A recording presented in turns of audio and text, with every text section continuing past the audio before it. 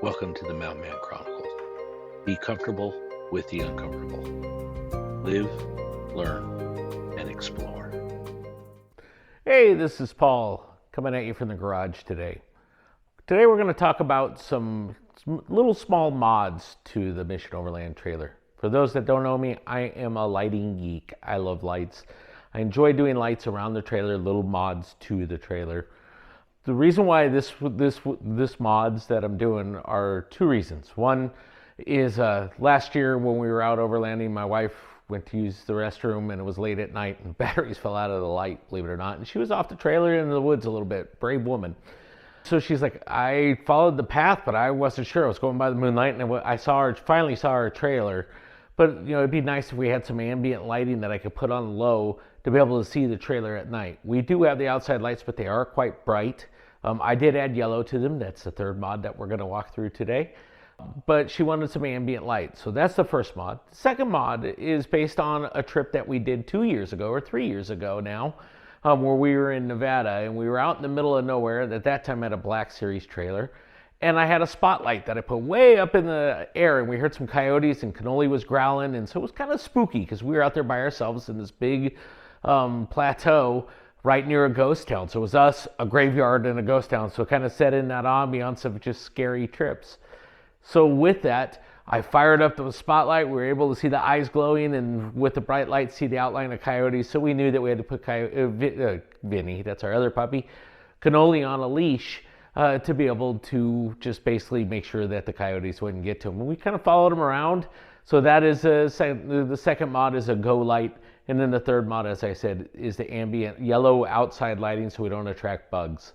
So I'm going to walk you through those three, walk you through what I did to add them, and walk you through my ideas. I am going to add a few other light mods over the next month or so. That's the beauty of wintertime, is you get to do all the little things that you find that are odd to the trailer and do that. So first of all, if you could like and subscribe, I appreciate it.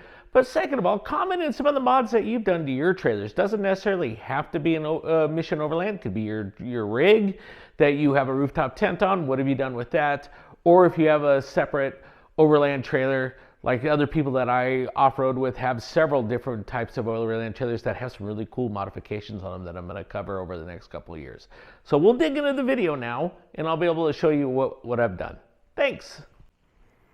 Our first mod we did was to add, as I said, was to add ambient lighting around the trailer. Now I did that. This is actually working off a cell phone app that you can control. You see right there it's full bright, but I can also go dim. It only draws like at the lowest setting, like 0.5 amps. So you can leave it on for a long time.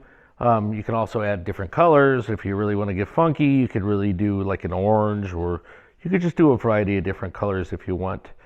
I prefer the yellow or just the white light myself, just depending, like if Raylene's going out at night, as I mentioned in the story early on, you can just do a light slight glow like that. She has the app on her phone to do that. So that's the result of it. Let me show you how I wired it. One of the first parts of that before we go into the wiring that I absolutely love is now I can have lights around my steps in the back. So it does light up the steps, so when I get in at night, I can actually see the step. That was one of the things that was really annoying me that I really love about it. Even at a dim light, it'll light it up pretty bright. And it gives you enough where I can see the steps on either side, as well as it lights up around the front hitch too, which I really like. I am going to add 2 lights to the interior box. I just haven't gone around that. Let's go underneath and see what I've done. So the Mission Overland's got a belly pan that goes all the way across that's aluminum. So under the back part of the belly pan, I went underneath it. And that was relatively easy. There's enough room to run a lead line all the way underneath. Now coming up to the front was a lot more challenging, and I'll address how I did that. So what I did is I loomed it and ran it right along the pans, added in some holder bolts. I'm going to see how that holds up this year. And then I use ceiling entry points to go up into that. And if you don't know what the ceiling entry points are, I'll show you that in a minute. The only worry I have is this is exposed. It doesn't hang down, it hangs really tight. But I'm afraid that as I go over brush and stuff, I may catch it, rip it off. If I do, I'll address it and fix it. The good thing is these are just quick disconnects. I can just disconnect them and do that. So that's the only worry I have right now. I didn't want to drill. I didn't want to take off the belly pan just for this. I don't like drilling in anything. I used a couple of the same bolts.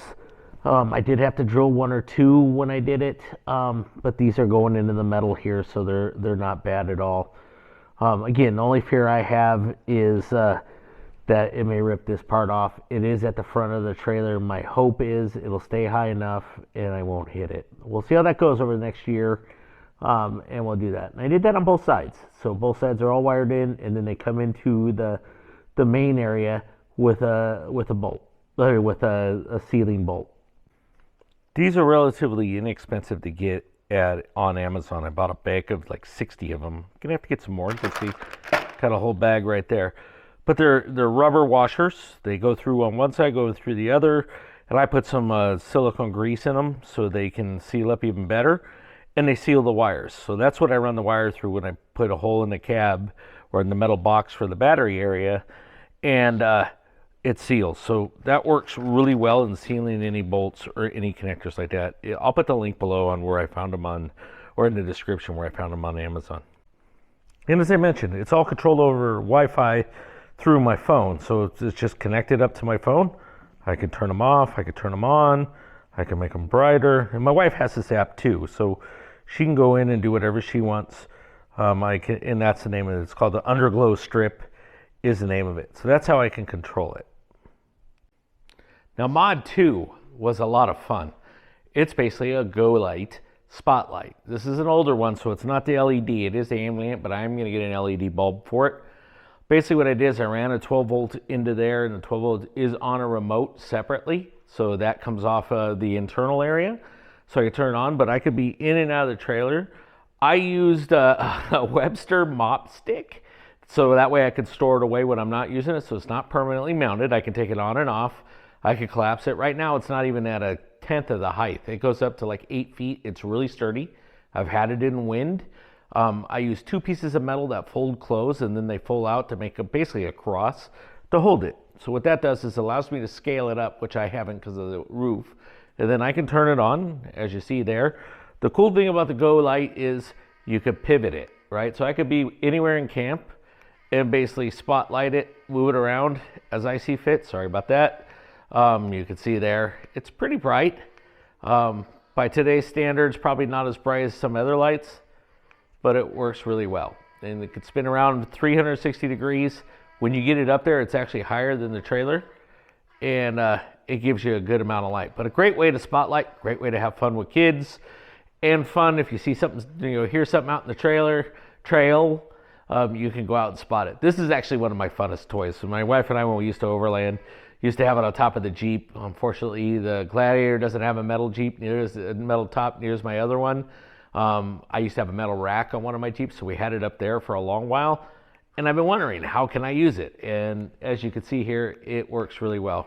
It draws pretty well on the battery, but I have 200 watts of lithium, or 200 amp hours of lithium. Gonna add more this year, nowhere near enough. It has plenty of light. Does a good job at spotting, though. It's a lot of fun. I do enjoy the Go Light, one of my favorite ads. And last but not least, I actually stole this from somebody on the Mission Overland page. If you haven't done this, it is a big big difference. In fact, Mission Overland really should make this as a standard feature. You can, I don't know how much more it would be to get amber LEDs, but this works as a case. So I didn't want to have to rip out my LEDs, put new LEDs on, and go through all that. So I read on the page that somebody bought orange strips, basically orange plastic, like they would use for movie camera or movie lighting, and I put that over them. It actually works. I tested it this year. It did lower down the amount of bugs. Didn't cut them out completely, but it did cut out the bugs, but it provides light and orange light as well around the trailer when we're cooking and stuff. I am, in the next mod's going to be around the 360 degree tent, is I have an amber light strip or 270 degree awning, not tent. I am going to add in the Bluetooth. I have a little Bluetooth light, rope lighting that I'm going to put in that, so it'll light up when we have the awning out and we're trying to cook or sit and eat. But I think this at a minimum gives you a good amount of lighting. It's orange. I can make the bottom lights match it. It works really well. So far, that's my early winter lighting mods. I hope to go on a winter trip and be able to take them out and test them this year. That is kind of the goal, and I think we'll be able to. Hope you liked the video. Again, please remember to like and subscribe. Talk to me about the lighting mods you've done on your trailer or what you've done on your rooftop tent. I'm always interested, and I learn from watching people what they do. I may mimic you. If I do, I'll point it out. Like I said, the lights underneath came from one of my friends that I overland with. He saw me, did a little light show for me. I'm like, hey, that's kind of cool. Not the light show itself, but the ambient lighting really would make it easier for my wife to find the trailer or myself to find the trailer if I come back from hiking to something late at night. Hope you enjoyed the video. Please like and subscribe. Thank you. Bye-bye.